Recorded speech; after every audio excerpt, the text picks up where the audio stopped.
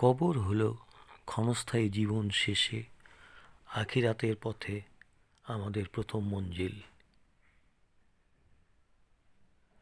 আমরা অধিকাংশ মানুষ জীবনভর কবরের কথা একদম স্মরণ করি না। কবরের সাথে আমাদের সাক্ষাতের ব্যাপারে আমরা ব্যাপকভাবে উদাসীন। কিন্তু কবর যে এক চিরন্তন সত্য, কিংবা বলা যায় এক নিষ্ঠুর বাস্তবতা। প্রত্যেক মানুষকেই কবরে যেতে হবে, মৃত্যুর স্বাদ গ্রহণ করতে হবে।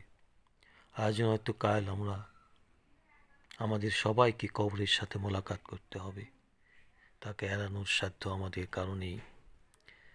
ক্ষণস্থায়ী জীবনে সুখ শান্তির জন্য আমরা কত কিছুই না করি।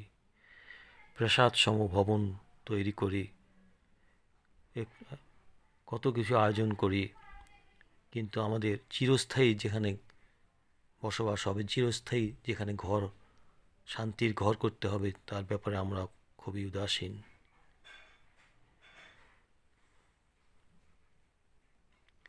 এত সব কিছুর মাঝেও কিছু কিছু মানুষ যথেষ্ট ঈমান ও আমল নিয়ে কবরে যাবে।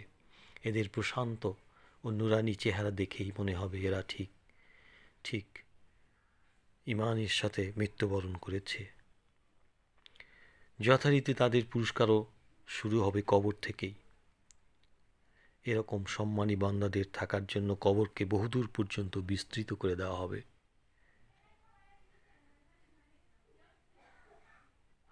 অন্ধকার কবর আল্লাহর আদেশে আলোকিত হয়ে উঠবে।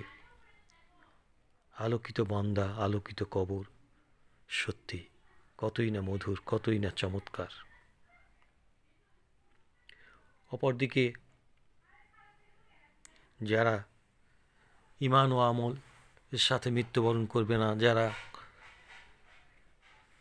আল্লাহর নির্দেশিত পথ অমান্য করে চলবে, তাদের জন্য রয়েছে কবরের কঠিন শাস্তি। মুনকার নকির এর সওয়াল জবাব তারা দিতে পারবে না, সহজ উত্তর তারা ভুলে যাবে, দিতে পারবে না। কবর চারপাশ থেকে তাদেরকে চাপা দেবে, মাটির সঙ্গে তাদের দেহ মিশে যাবে। কি করুণ পরিণতি হবে সেদিন।